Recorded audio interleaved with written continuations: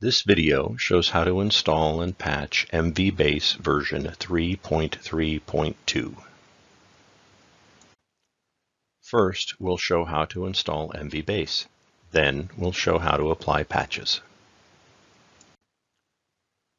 Before proceeding, you need to download the 3.3.2 installer and the 3.3.2 one-off patches.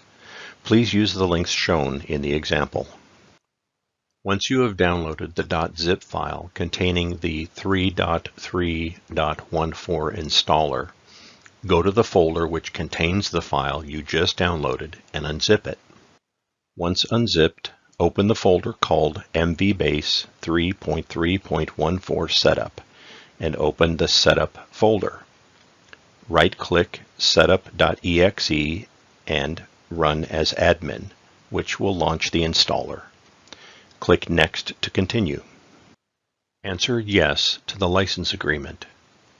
Leave the Typical radio button selected to install all components. This will include the MV Server, MV Workstation, and MV Term. Click Next to continue. Now choose where to install. The default is C Program Files x86/Rocket Software /mvBase 3.3. Change that if necessary, then click Next to continue. The default program folder name is Rocket Software /mvBase 3.3. Change that if you must, then click Next to continue. mvBase has been installed. Now you are asked where to add the program icons. Change the program folder if appropriate, then click Next to continue. You now have an open folder containing the shortcuts in the Start menu. These can also be copied to the desktop if desired. Close the folder when done. If you wish to display the README file, leave the View README File checkbox checked. Otherwise, uncheck it. Then click Finish. If you elected to read the README file, do so now, then close it. The mvAdmin utility is then automatically opened and displayed. Close it without configuring or activating mvBase until the patches are loaded. To apply the patches, unzip and open the one-offs 08-09-2022 folder. The folder contains 3 files: mvadmin.exe, mvserver.dll, and the ABS one-off patches. Copy and paste the new mvadmin.exe file into the WStation folder where mvBase has been installed. This will replace the old mvadmin.exe file with the patched copy. Do the same for the mvserver.dll file. Move it from the folder where it has been unzipped to the server folder where mvBase has been installed. Launch the mvadmin utility and activate mvBase by clicking the Server tab and clicking Authorization, and then enter New Authorization.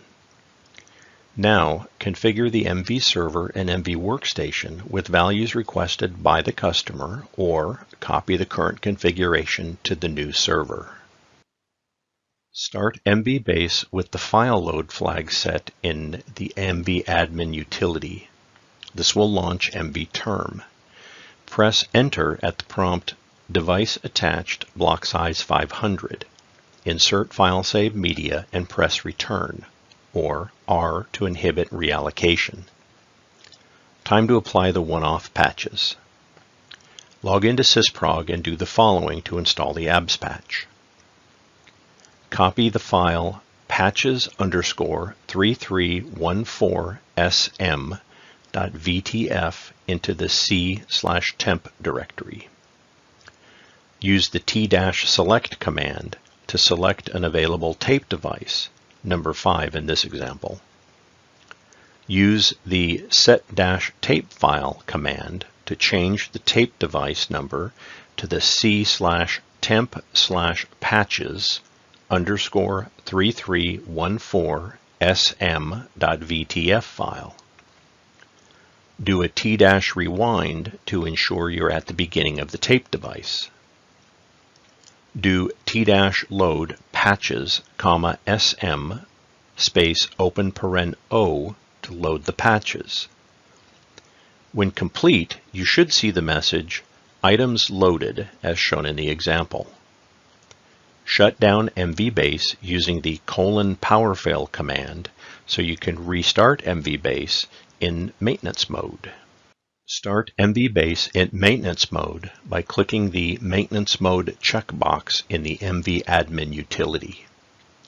Log into sysprog and at TCL type mload patches, sm space asterisk and press enter.